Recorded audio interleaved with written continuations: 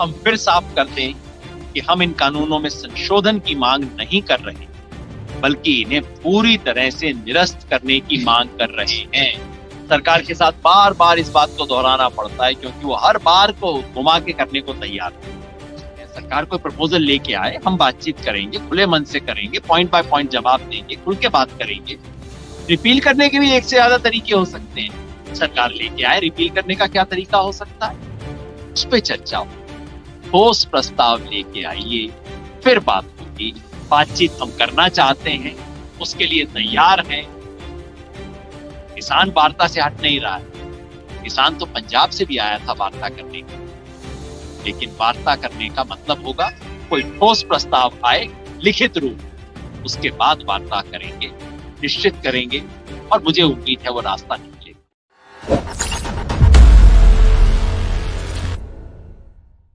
आज की बातचीत में महत्वपूर्ण बात जो आपको बताना चाहता हूं, वो सरकार को जवाब के बारे में। जैसे मैंने बताया, आज दोपहर बाद हमारी बैठक हुई सभी संगठनों की। जैसा मीडिया में आया, 20 तारीख को सरकार की तरफ से एक और चिट्ठी आई। अब वो चिट्ठी क्या कहती है? सरकार के जॉइंट सेक्रेटरी हैं जो चिट्ठी लिख रहे हैं सरकार की तरफ से। चिट्ठी कहती है मोटे तौर पे कि देखिए, अब आप हमसे बात तो कीजिए ना प्लीज, किसान संगठनों को अपील है। और वो कहते हैं, हमने तो हर बार बिल्कुल शुरुआत से आपसे बात करने की कोशिश की है। अक्टूबर में हमने बात की, उसके बाद बात की, हमने 3 तारीख को बुलाना था, उसके बजाय 1 को बुलाया। और इशारतन कहती है कि देखिए, आप ही लोग अड़े हुए हैं, आप लोग सुनते नहीं हैं, आप लोग हमारी बात को मानते नहीं हैं। हमने तो आपकी बातें भी मान ली, आपने संशोधन बताए, हमने स्वीकार कर लिए, फिर भी देखिए आप मान नहीं रहे हैं, आप जिद पे अड़े हुए हैं, इत्यादि इत्यादि। लंबी सी कहानी है। कुल मिला के वो चिट्ठी किसानों के लिए लिखी नहीं गई है, चिट्ठी मीडिया के लिए लिखी गई है, ताकि मीडिया कहे, अरे ये किसान लोग बात क्यों नहीं करते, किसान लोग अड़े क्यों हुए हैं, किसान लोग जिद्दी क्यों हैं, किसान लोग वार्ता में रुचि क्यों नहीं रखते। इस चिट्ठी का उद्देश्य केवल मीडिया में ये इंप्रेशन देना है कि किसान लोग बातचीत में इंटरेस्टेड नहीं। और चिट्ठी आखिर में कहती है, आप बताइए आप कब बातचीत करना चाहते हैं। जैसे बातचीत सिर्फ इसलिए रुकी हुई हो कि किसानों ने कहा है कि हम बातचीत पे नहीं आना चाहते, ऐसा कुछ नहीं हुआ। तो आज हमारी बैठक हुई, कल पंजाब के संगठनों की बैठक हुई थी, काफी लंबी, उन्होंने इस पे चर्चा विचार किया था। आज हमारी बैठक हुई और उस बैठक के बाद हमने सर्वसम्मति से जो चिट्ठी सरकार के नाम ड्राफ्ट की, वो मैं आपको बता देता हूं, क्योंकि मीडिया में आधी आएगी, आधी नहीं आएगी, उसकी कुछ इंटरप्रिटेशन अलग हो जाएगी, सब कुछ हो जाएगा। तो आपको मूल चिट्ठी पता होनी चाहिए हमने क्या लिखा।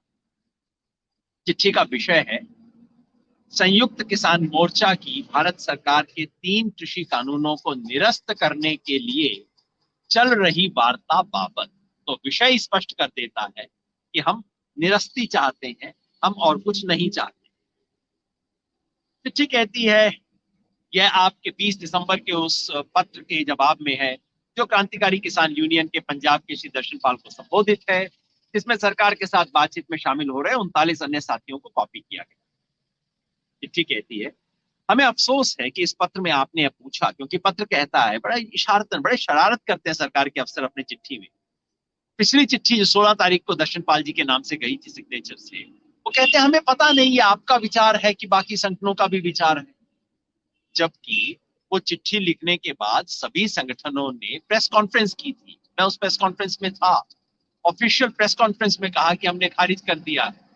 उसके बाद सरकार पूछती है, पता नहीं दर्शन पाल जी आपका व्यक्तिगत ओपिनियन है या कि बाकी संगठन सहमत है, हमें तो इसका भी नहीं पता। तो पहला पैराग्राफ उसके बारे में है, हमें अफसोस है कि इस पत्र में आपने पूछा है कि हमारा पिछला पत्र केवल एक व्यक्ति का मत है या कि सभी संगठनों का यही विचार है। हम आपको बता देना चाहते हैं कि डॉक्टर दर्शन पाल जी के नाम से भेजा गया संयुक्त किसान मोर्चा का पिछला पत्र और ये वाला पत्र इस आंदोलन में शामिल सभी संगठनों द्वारा लोकतांत्रिक चर्चा के बाद सर्वसम्मति से बनी राय है। इसके बारे में सवाल उठाना सरकार का काम नहीं है। कौन होती है सरकार ये कहने वाली? शरारत है, तोड़ने की कोशिश है, फूट डालने की कोशिश है। उसको साफ जवाब पहले पैराग्राफ। दूसरा पैराग्राफ उस चीज को जवाब है जो सरकार कह रही है कि अरे हम तो बातचीत में इंटरेस्टेड हैं, पहले दिन से है, देखिए ना आप ही लोग बातचीत करने में इंटरेस्टेड नहीं है।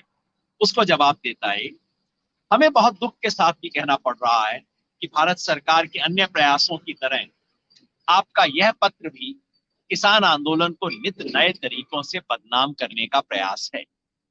यह किसी से छुपा नहीं है कि भारत सरकार पूरे देश के किसानों के शांतिपूर्ण जमीनी और कानून सम्मत संघर्ष को अलगाववादियों और चरमपंथियों के रूप में पेश करने, सांप्रदायवादी और क्षेत्रीय रंग में रंगने और बेतुका व तर्कहीन शक्ल में चित्रित करने की कोशिश कर रही है।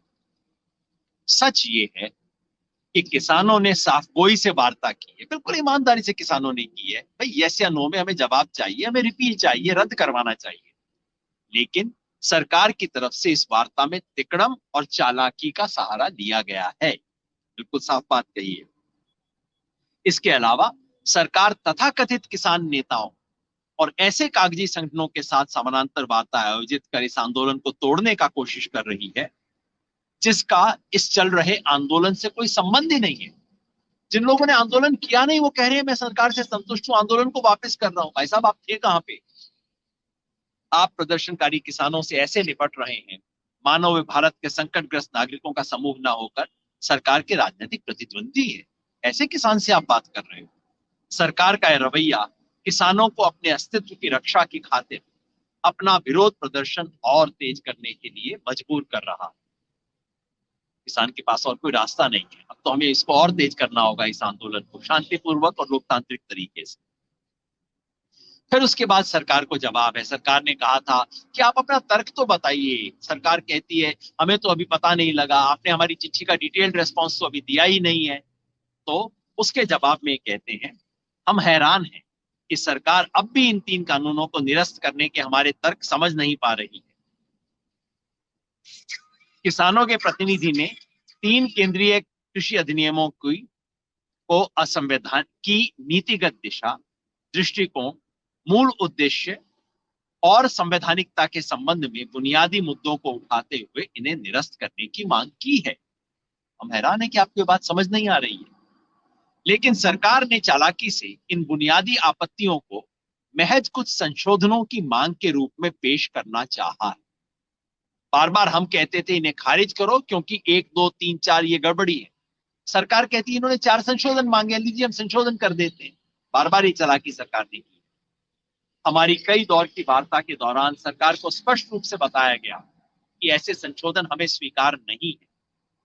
5 दिसंबर 2020 को सरकार के संशोधन के मौखिक प्रस्ताव को खारिज करते के बाद हमें बताया गया कि सरकार के साथ चर्चा के बाद कि ऊपर के साथ चर्चा के बाद ठोस प्रस्तावों को हमारे साथ साझा किया जाएगा। आज तक हमें इस तरह के ठोस प्रस्ताव मिले नहीं हैं। 5 तारीख को जब मीटिंग हुई थी, सरकार ने किया था उसका एक तरह का प्रस्ताव दिए थे। लेकिन वो प्रस्ताव जब आए तो प्रस्ताव पे विचार करके हमने देखा और वहीं पे सरकार को बता दिया था 5 तारीख को कि नहीं, ये तो हमें, आप संशोधन की बात क्यों कर रहे हो, हमें तो संशोधन मंजूर नहीं है। लेकिन सरकार उसके बाद जारी रही, सरकार ने अपनी बातों को वापस रखा। तो उसके बारे में 5 दिसंबर 2020 को सरकार के संशोधन के मौखिक प्रस्ताव खारिज करने के बाद हमें बताया गया था कि सरकार के साथ ऊपर चर्चा के बाद ठोस प्रस्तावों को हमारे साथ साझा किया जाएगा। ऊपर का मतलब क्या होता है आप समझ लीजिए। अगर मंत्री कहें ऊपर, मतलब साफ है प्रधानमंत्री और कैबिनेट से चर्चा करनी है। तो ठोस प्रस्ताव को हमारे साथ साझा किया जाएगा, ये वादा किया था। हमें आज तक इस तरह के कोई नए ठोस प्रस्ताव नहीं मिले हैं। आप जानते हैं कि आपने 9 दिसंबर 2020 को जो लिखित प्रस्ताव भेजे थे वो 5 दिसंबर की वार्ता में दिए गए उन मौखिक प्रस्तावों का दोहराव भर है जिन्हें हम पहले ही खारिज कर चुके हैं। 5 दिसंबर को हमने साफ कहा था कि भाई संशोधन और ये सब बातें ना करो, हमें रिपील चाहिए। सरकार ने कहा अच्छा रिपील चाहिए, फिर तो हमें ऊपर बात करनी पड़ेगी, उसके बाद हम प्रस्ताव लाएंगे। हमने कहा ठीक है। लेकिन 9 दिसंबर को जो लेके आए एग्जैक्टली वही चीज लेके आए। तो हमने कहा कि ये तो सिर्फ उसका दोहराव भर है जिन्हें हम पहले ही खारिज कर चुके हैं। आप यह भी जानते हैं कि आपके प्रस्ताव में अनिवार्य वस्तु संशोधन कानून का जिक्र भी नहीं है। ये जो ईसी अमेंडमेंट एक्ट है उसके बारे में एक भी प्रस्ताव नहीं था। वो अडानी जी वाला मामला है, वहां पे कुछ सरकार संशोधन भी देने को तैयार नहीं है। हम फिर साफ कर दें कि हम इन कानूनों में संशोधन की मांग नहीं कर रहे, बल्कि इन्हें पूरी तरह से निरस्त करने की मांग कर रहे हैं। सरकार के साथ बार बार इस बात को दोहराना पड़ता है क्योंकि वो हर बार को घुमा के करने को तैयार है।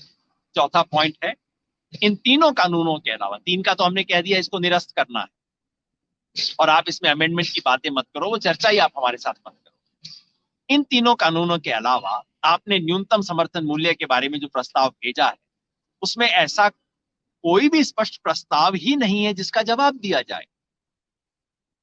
न्यूनतम समर्थन मूल्य पे आप, सरकार क्या कहती है, वर्तमान खरीद प्रणाली से संबंधित लिखित आश्वासन का प्रस्ताव रख रहे हैं, जबकि किसान संगठन राष्ट्रीय किसान आयोग की सिफारिश के मुताबिक, यानी कि स्वामीनाथन कमीशन की सिफारिश के मुताबिक न्यूनतम समर्थन मूल्य पर सभी फसलों की खरीद की कानूनी गारंटी की मांग कर रहे हैं।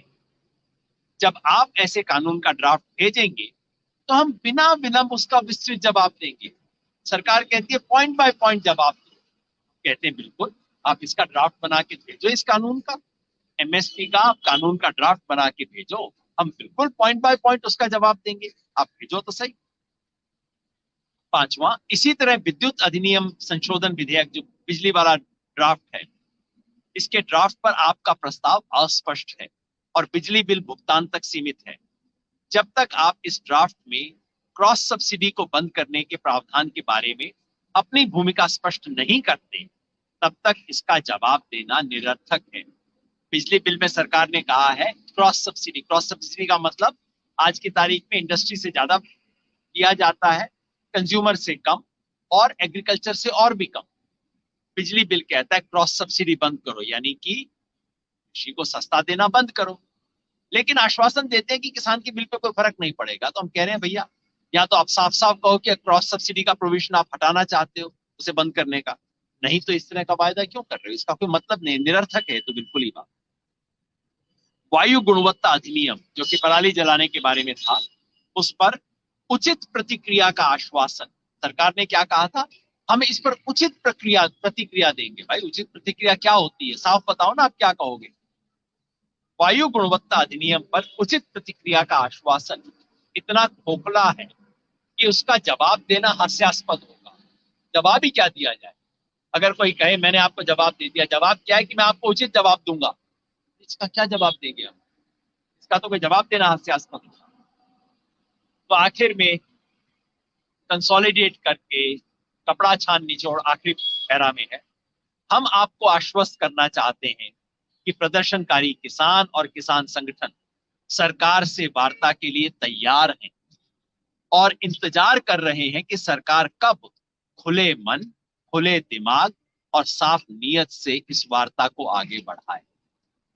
खुले मन, खुले दिमाग और साफ नीयत से इस वार्ता को सरकार कब आगे बढ़ाएगी। आपसे आग्रह है कि आप निरर्थक संशोधनों के खारिज प्रस्तावों को दोहराने की बजाय निरर्थक संशोधन, जिस संशोधनों का कोई मतलब नहीं, उनका जो प्रस्ताव हम खारिज कर चुके हैं, उसको बार बार दोहराइए मत। निरर्थक संशोधनों के खारिज प्रस्तावों को दोहराने की बजाय कोई ठोस प्रस्ताव लिखित रूप में भेजें ताकि उसे एजेंडा बनाकर जल्द से जल्द वार्ता के सिलसिले को दोबारा शुरू किया जा सके। मतलब क्या, किसान वार्ता चाहते हैं। भाई हम दिल्ली में सड़क पे बैठने के लिए नहीं आए, यहाँ कुतुब मीनार देखने के लिए नहीं आए, किसान वार्ता करने के लिए आया, सरकार से वार्ता करने के लिए आया। हम वार्ता चाहते हैं, हम इंतजार कर रहे हैं सरकार की तरफ से कोई ठोस प्रपोजल तो आए। जो आया वो तो ठोस था नहीं, संशोधन का प्रपोजल था। रिपील क्या होना चाहिए, रिपील कैसे करना चाहती है सरकार, इसका प्रपोजल लेके आए। एमएसपी का लीगल राइट कैसे दिया जाएगा, इसके 50 तरीके हो सकते हैं। सरकार कोई प्रपोजल लेके आए, हम बातचीत करेंगे, खुले मन से करेंगे, पॉइंट बाय पॉइंट जवाब देंगे, खुल के बात करेंगे। रिपील करने के भी एक से ज्यादा तरीके हो सकते हैं। सरकार लेके आए, रिपील करने का क्या तरीका हो सकता है, उस पर चर्चा होगी। ठोस प्रस्ताव लेके आइए, फिर बात होगी। बातचीत हम करना चाहते हैं, उसके लिए तैयार हैं। किसान वार्ता से हट नहीं रहा है, किसान तो पंजाब से भी आया था वार्ता करने के लिए, लेकिन वार्ता करने का मतलब होगा कोई ठोस प्रस्ताव आए लिखित रूप, उसके बाद वार्ता करेंगे, निश्चित करेंगे, और मुझे उम्मीद है वो रास्ता निकलेगा। मैंने सोचा कल आप अखबार में इसका छोटा सा कोई टुकड़ा पढ़ो, आधा टुकड़ा, उसका ये मतलब वो मतलब, उसकी बजाय आपको एग्जैक्ट बता दें कि क्या हमने लिखा है, क्या जवाब है। संघर्ष जारी रहेगा। मीटिंग के अंदर तय हुआ है कि हम इस संघर्ष को अब देशव्यापी बना दें। पूरे देश से खबरें आ रही हैं जुड़ने की। आज मुझे कर्नाटका के साथियों से खबर आई कि कर्नाटका के साथी हमारे शाहजहांपुर में कल पहुंच रहे हैं। महाराष्ट्र के वो साथी जिन्होंने बंबई के अंदर वो शानदार मार्च निकाला था, वहीं नासिक के वो साथी हमारे शाहजहांपुर में पहुंच रहे हैं, यहाँ पे आ रहे हैं। अलग अलग इलाकों से किसान और किसान संगठन, उनके प्रतिनिधि आने शुरू हो रहे हैं। ये राष्ट्रीय आंदोलन आगे बढ़ेगा। बार बार लोग पूछते हैं कि जी आप हिल नहीं रहे, आप जिद कर रहे हैं, आप अड़ रहे हैं। मैं एक बात कहता हूं बार बार, आप याद रखिए, मैं आपको एक गिफ्ट देना चाहता हूं। आप हाथ जोड़ के कह रहे हैं मुझे नहीं चाहिए। आप अड़ियल हुए क्या? या कि अड़ियल मैं हुआ जो कह रहा हूं कि नहीं नहीं तुम्हें मेरा गिफ्ट लेना ही पड़ेगा? इस बात पे आप सोचिए, आप नमन कीजिए। आप सबसे अनुरोध है कि आप अपने अपने तरीके से इस आंदोलन को आगे बढ़ाइए। बाकी सब काम चलता रहेगा, लेकिन आंदोलन, ये ऐतिहासिक आंदोलन आगे बढ़ेगा। जाते जाते एक छोटी सी बात बता दूं। अभी हम सिंगो बॉर्डर से यहाँ आ रहे थे तो अचानक एक पुलिस वाला रास्ते में मिला। यादव जी, शीशा डाउन करवाया, बाकी सब बातें की। भाई साहब एक बात सुन लो, लाठी चलवाएंगे ना, हम अपने किसान भाई पे लाठी नहीं चलाएंगे, इन लोगों पे लाठी। अफसरों की तरफ इशारा करके बोला हम इन लोगों पे लाठी चलाएंगे ना। भाई अफसरों पे लाठी मत चलाना। लेकिन ये जो पुलिस भी है, ये भी किसान के बच्चे हैं, हमारे साथी। हम बार बार कहते हैं ये भी किसान परिवार वाला है। इस आंदोलन के लिए कितनी गहरी सहानुभूति समाज में, इसका एक छोटा सा नमूना। बहुत बहुत शुक्रिया। अगर आपको हमारे वीडियोस पसंद आए तो प्लीज लाइक करें, सब्सक्राइब करें और शेयर करें।